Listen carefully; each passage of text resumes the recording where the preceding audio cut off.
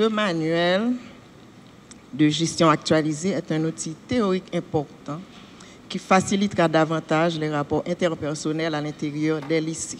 Lorsque le personnel, à tous les niveaux du lycée, respecte leurs attributions, cela facilite davantage les rapports entre les diverses instances au sein des 10 lycées. Quand je dis les diverses instances, la direction, le personnel enseignant, le corps, les conseillers pédagogiques, les surveillants, les comités professeurs, élèves, et comités de parents, et personnel de soutien et autres. C'est un instrument administratif qui, dans son application, aura des impacts pertinents, non seulement sur le volet académique facilitant un rapport harmonieux entre l'apprenant et l'enseignant, mais aussi sur la nouvelle perception des lycées comme centre d'apprentissage stable, générateur de nouveaux types de citoyennes et citoyens responsables. Des enseignants qui viennent dispenser régulièrement leurs cours avec sérieux et compétence constituerait un modèle de probité pour les apprenants qui seront beaucoup plus motivés à s'engager dans le processus d'enseignement-apprentissage. Cependant, sans les moyens appropriés et sans un encadrement optimal et efficient du ministère, il serait extrêmement difficile de relever le défi qui, préalablement, était une source de motivation des techniciens du ministère à élaborer cet outil à dessein d'avoir une gestion plus efficace des lycées du pays. Je dis qu'il y a un paquet de nouvelles réalités que les lycées vivent, que les directeurs qui sont agents plus près des lycées, paquet de réalités quotidiennes. Donc, directeur, c'est les gens qui sont mieux placés pour porter apport dans le train de vie quotidien que nous menons à l'intérieur des lycées. Bon, paquet d'autres réalités qui entrent en ligne de compte à cause de cette conjoncture-là que nous vivons. Mais on espère quand même que le ministère va créer les conditions optimales pour que ce manuel soit applicable dans les meilleures conditions possibles afin d'arriver à doter le pays tout entier à une éducation de qualité, une éducation de référence, ce que tout le monde attend. Donc, nous espérons nous-mêmes directeurs, nous espérons que bon paquet de paramètres qui entrent en ligne de compte et que nous directeurs comme agents éducatifs là tout, a bien mot pour yo porter, a bien addition pour yo faire. Vivions éducation de qualité en Haïti. Nous sommes rassemblés ce matin autour d'un outil essentiel, le manuel de gestion et règles déontologiques des lycées de la République, un cadre de référence fondamental.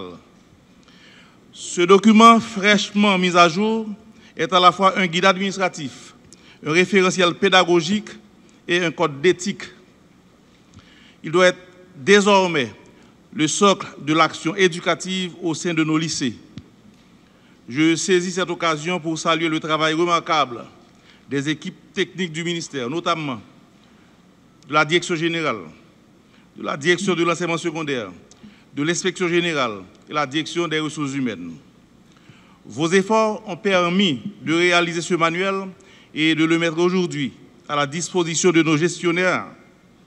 C'est un cadre de référence pour une gestion transparente, inclusive et performante. Mesdames, Messieurs les chefs d'établissement, je vous invite à en faire bon usage. En effet, ce document est conçu pour vous accompagner dans vos missions complexes, gestion administrative, pédagogique, financière et relationnelle. Il incarne la volonté ferme des autorités de standardiser les pratiques au sein de nos lycées et de renforcer le comportement éthique. Je m'engage à vous soutenir dans sa mise en œuvre, en collaboration avec les districts scolaires et tous les partenaires de l'éducation. Dans cette perspective, permettez-moi de présenter brièvement les axes structurants de ce manuel. D'abord, la direction du lycée. Le rôle du directeur n'est pas que symbolique, il est triplement fonctionnel, administratif, pédagogique et relationnel. Il assure l'exécution des règlements, gère les ressources humaines, matérielles et financières, supervise les apprentissages et entretient des relations de proximité avec la communauté. Son leadership doit être fondé sur la compétence, la rigueur et l'engagement. C'est à ce titre que la mise en place de contrats ou mandats renouvelables est désormais préconisée. Ensuite, les structures d'appui, à savoir le conseil d'administration, le conseil pédagogique et le corps professoral. Leur collaboration avec la direction n'est pas optionnelle, mais obligatoire. Le bon fonctionnement du lycée repose sur la participation active et informée de chacun de ses organes. Le conseil des professeurs, notamment, doit jouer un rôle de vigie pédagogique, tandis que l'équipe école participe à l'élaboration et au contrôle du budget et soutient la dynamique sociale du lycée. Enfin, la déontologie professionnelle nous impose un comportement exemplaire à tous les niveaux. Il est formellement interdit d'utiliser de favoritisme, de harcèlement, de corruption ou de négligence. Nous devons rétablir la confiance dans l'école publique et cela commence par notre propre attitude. Il est temps de placer l'éthique et l'honnêteté au cœur de la mission éducative. Mesdames, Messieurs, il est clair que nous ne pouvons plus gérer nos établissements scolaires selon des pratiques improvisées ou arbitraires. Ce manuel est un instrument de normalisation, de professionnalisation et d'harmonisation de nos pratiques éducatives. Il garantit aussi un meilleur pilotage du système, une transparence accrue et surtout une orientation vers les résultats. Je vous exhorte à lire et appliquer ce manuel dans son intégralité, à impliquer vos équipes dans sa mise en œuvre, à documenter vos pratiques pour assurer le suivi et l'évaluation, à rendre des comptes régulièrement avec rigueur et transparence.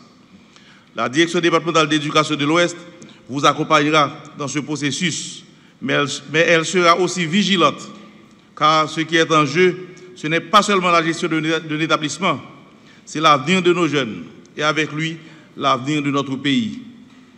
Ensemble, réhabilitons l'école publique, redonnons-lui sa dignité, son autorité morale et sa capacité à produire des citoyens compétents, critiques et responsables.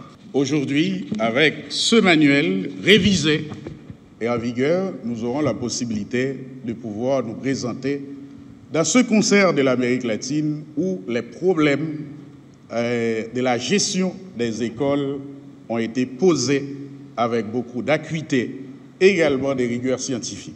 Aujourd'hui, vous voyez, ce manuel dit exactement, lorsqu'on est directeur, directrice d'établissement secondaire, voici vos responsabilités, voici ce que dit la loi. Et c'est là maintenant, les textes normatifs, les textes de loi jouent un rôle fondamental pour les directeurs d'établissement, parce que c'est là le cadre de référence et le cadre d'action du directeur d'école. Cette lourde responsabilité qui doit être partagée est là, cette lourde responsabilité qu'il faut assumer pleinement, parce que là, il y a les textes de loi qui régissent les comportements des directeurs, et c'est pourquoi nous avons aujourd'hui ce manuel des procédures. Et pour sensibiliser les directeurs d'école, les directrices d'établissement, pas seulement, même si je suis au secondaire, mais nous voyons tout le système de notre lourde, pénible responsabilité d'assumer pleinement à cette fonction d'accompagner les élèves, d'accompagner les professeurs et d'arriver vraiment à améliorer notre système éducatif. Ces deux documents sont le fruit des réflexions et de la production d'au moins 3 groupes de travail. Ces documents ont été revus, corrigés, adaptés au contexte actuel et aux nouveaux organes créés au ministère. Ils ont tenu compte finalement des particularités les plus fines de notre système éducatif. Le manuel de gestion des DDE est ainsi issu d'un véritable débat inclusif et il a tenu compte des documents tels que les 12 mesures du plan décennal d'éducation et de formation 2020-2030 et du cadre d'orientation curriculaire 2024 à 2054. Le manuel de gestion et règles déontologiques des lycées de la République décrit plutôt les différentes fonctions du directeur, les tâches et activités de l'équipe école, ainsi que les obligations découlant de la règle déontologique du personnel des lycées. Le premier, le manuel de gestion des DDE, représente un cadre structuré et normatif pour l'ensemble des directions départementales d'éducation, et le second, le manuel de gestion et règles déontologiques des lycées, un outil susceptible de permettre au ministère de parvenir à une gestion rationnelle en vue de garantir le rendement scolaire dans les lycéens de la République. L'élément sur lequel je voulais attirer votre attention, c'est bien sûr les temps forts de ce manuel. Évidemment, il y a un élément important, c'est l'aspect administratif, la gestion financière, c'est toute la planification financière, la gestion des ressources humaines, personnel enseignant, personnel non enseignant, la gestion du matériel scolaire.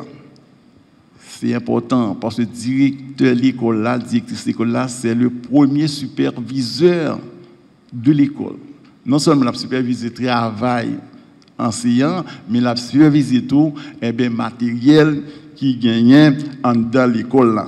Dans ce sens que nous pensons qu'il faut nous informatiser archives l'école là pour ne pas fouvoyer dans des paperasses. Les moments de nos attestations, nous par contre ça pour nous faire, etc. Parce que c'est l'ère du numérique. Il faut nous informatiser. Présenter demande là à la direction départementale d'éducation respective la CAINO. Il y a aussi l'aspect pédagogique qu'on va retrouver dans ce manuel. L'aspect pédagogique, c'est extrêmement important. Il faut rencontrer avec les enseignants. Avant la rentrée scolaire, il faut nous rencontrer avec enseignants, chita avec eux pour nous présenter la photo de l'année. Qui ça n'a bien pour nous faire pendant l'année. Et rencontre avec les parents d'élèves. L'école n'a pas qu'à l'ouvrir là, nous pas rencontrer avec les parents Timounio. Et l'application des programmes. Et ce qui est important, c'est exigence d'un plan de cours. Parce qu'il faut sortir l'école des affres de l'amateurisme et de l'improvisation. Les cabinets avec 2 mains, 2 pieds, viennent faire cours, etc. Nous avons l'autre champ. Nous avons l'autre champ paradigmatique. Parce que les gens qui ont un champ disciplinaire, qui est les SVT, ou bien mathématiques, physiques, ou bien sciences économiques et sociales, eh bien, il est bon pour nous présenter plan cool. C'est dans ce sens-là. Le ministère, censeur en pile d'importance, conseil pédagogique, il faut que le professeur soumette plan cool pour dire qui ça la pratique nous. Parce que c'est vraiment important, hein? C'est vraiment important. Dans ce document, il est indiqué l'éducation est le socle sur lequel repose l'avenir de la nation. Dans un contexte national et mondial marqué par des défis multiples, défis géopolitiques, crise économique, crise de l'alimentation, crise sociale, il est impératif de restaurer l'autorité de l'école, de redonner à nos établissements scolaires leur rôle central dans la formation des citoyens et des citoyennes, de garantir un environnement social propice à l'apprentissage. Plus que jamais, nos lycées doivent être des foyers de savoir, d'excellence académique, de discipline, de transmission des valeurs fondamentales qui façonnent la République. Ce manuel de gestion des lycées s'inscrit dans cette dynamique de réforme et d'amélioration continue de notre système éducatif. Le manuel de gestion constitue un guide essentiel pour les directeurs de lycée, des enseignants et pour tous les autres acteurs engagés dans la mission noble, exaltante de transmission du savoir, sur la base des normes claires et rigoureuses en matière de gestion administrative et pédagogique. Ce document ambitionne de renforcer l'efficacité des établissements scolaires, tout en offrant à chaque élève un cadre structurant où il pourra s'épanouir intellectuellement, socialement, moralement et spirituellement. Nous aspirons à faire de chaque lycée de la République un modèle de rigueur académique, un espace de formation de la conscience citoyenne, des adolescents et des jeunes, et un lieu où l'excellence devient une norme partagée par tous. Cependant, cette mission éducative ne saurait être accomplie sans un engagement collectif, constant, sans un leadership éclairé du directeur ou de la directrice, sans l'implication de tous les acteurs, chefs d'établissement, enseignants, personnel administratif, élèves, parents d'élèves, comité d'école, réseau associatif. Je les invite donc à faire de ce manuel un instrument de référence de la gestion quotidienne des lycées et à appliquer les principes qui sont édictés avec discernement et détermination. Car c'est en conjuguant nos efforts que nous arriverons à relever le niveau de l'éducation dans le pays. Maintenant, je suis en train de travailler avec les directeurs départementaux. Il est fait obligation à tous les directeurs d'écoles nationales et de lycées d'envoyer leur rapport au ministère de l'Éducation nationale. Rapport académique, comment a été l'année, combien d'élèves, le rapport factuel en dur et sur un fichier électronique, une clé USB. Combien d'élèves qui ont été rentrés, combien qui passent dans la classe supérieure, combien qui ont journée, combien qui ont passé, ou font un rapport chaque année. Le directeur général, vous avez adressé une lettre, vous avez ignoré la lettre du directeur général. Certains d'entre vous ont remis non, nous ne pouvons pas jouer, voyez rapport à nous, pour nous travailler dans le fait. Deuxièmement, on a travaillé sur performance lycée. Le BUNEX nous a donné des résultats. Gagner un pile directeur lycée, c'est 0% au bail. 2%, 3% performance. Nous ne pouvons pas accepter ça. Un problème. Donc, on est en train de voir comment remanager, repiloter question ça.